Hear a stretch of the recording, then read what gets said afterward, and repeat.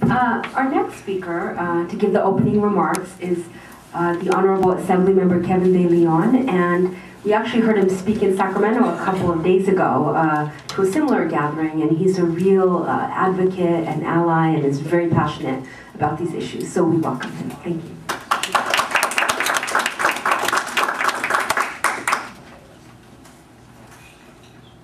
Good morning, muy buenos días. Thank you much, Rashima Stewart. It's a pleasure to be here. It's, like I was telling you earlier, it's the first time I've ever been here. I've passed by it many a times, but I'm quite impressed by the center, and I've always admired you from afar, your dedication to human civil rights, not just of Chinese Americans and Asian Americans, but of all immigrants and all citizens. So thank you very much for this invitation. It's a pleasure to be here with each and every one of you. My name is Kevin DeLeon, and I am the Assembly Member for the 45th Assembly District.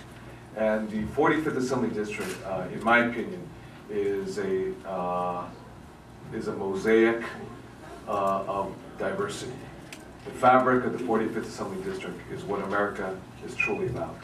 I just don't represent Hollywood, but I represent Little Armenia, as well as Thai Town, as well as Filipino Town, as well as Little Bangladesh, as well as all of Chinatown, and parts of East Los Angeles, Highland Park, Lincoln Heights. It's a rich tapestry of diversity, and I'm very honored to represent this district, and that the men and women, the voters of the 45th Assembly District, have bestowed this honor onto me. And I've always been very clear, just like last night we had a large town hall meeting with Caltrans. I had about 300 people, and I had always made it very clear, because it's always been the theme of my campaign, that even if you're not a U.S. citizen, even if you're not a naturalized U.S. citizen, and consequently a voter, you are also my boss, and I work for you too. If you're a legal permanent resident, and you have no voice in the electoral system, I still represent you. If you're an individual who is not a legal permanent resident, and may have come on a tourist visa, may have come on a work permit, whether expired or not, technically, whatever your legal status may be, I still represent you.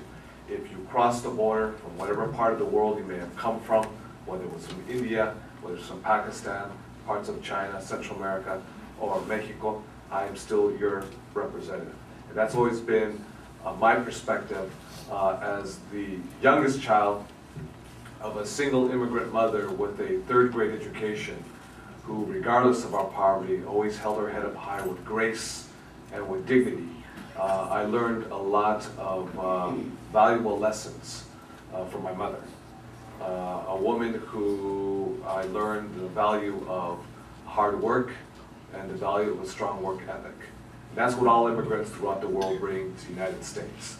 And the United States, and California in particular, which is the 8th largest economy in the entire world, has an incredible history with immigrants.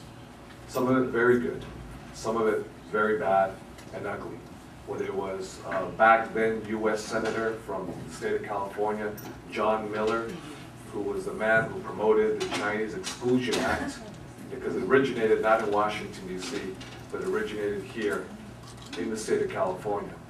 And the sordid history we have in California, whether it's with Braceros, whether it's with Chinese Americans, whether it's with Filipino Americans and other immigrants.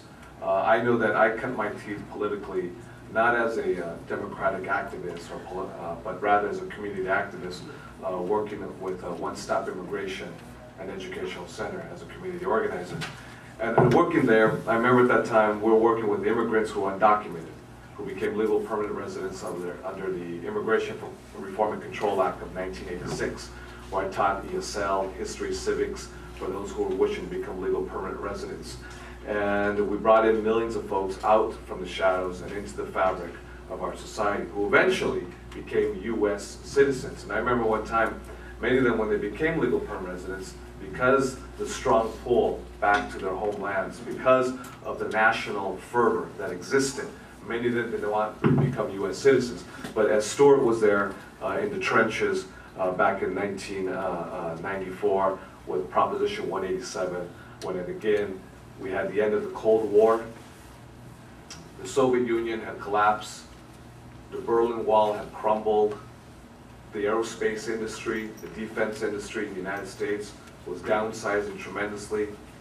And you had an individual who worked very hard in the aerospace industry, who all of a sudden lost his or her job. The value of their pension plans devalued tremendously, and their home was foreclosed. And something very devastating happened to them. And at the same time, you had a political climate that was very fertile.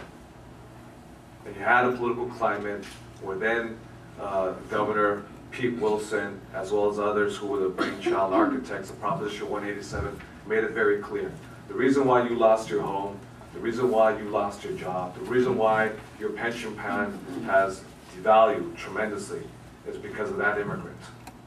Whether that immigrant came from China, from El Salvador, or from Mexico. Whether that immigrant who washes dishes in a chic restaurant in Santa Monica, that was the reason why you lost your job.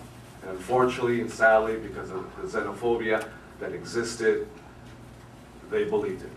And they bought it hook, line, and sinker.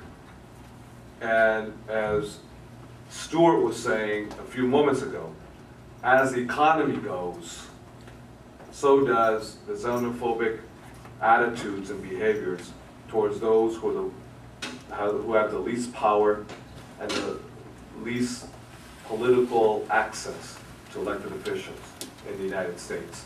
And right now we're facing the worst economic climate in the history of the state of California, obviously since the Great Depression. It is so bad right now that California's bond rating is the worst in the nation, worse than the state of Louisiana. And that being said, that means it's very difficult for us as a state because each individual in this room has a FICO score. It measures your ability to pay back any loans that you receive, whatever type of credit. In the state of California, we receive the same thing too. And our bond rating is almost slightly above junk bond status. That means because of the economy, it's very difficult for us to access loans, to move forward to programs that we don't want to cut.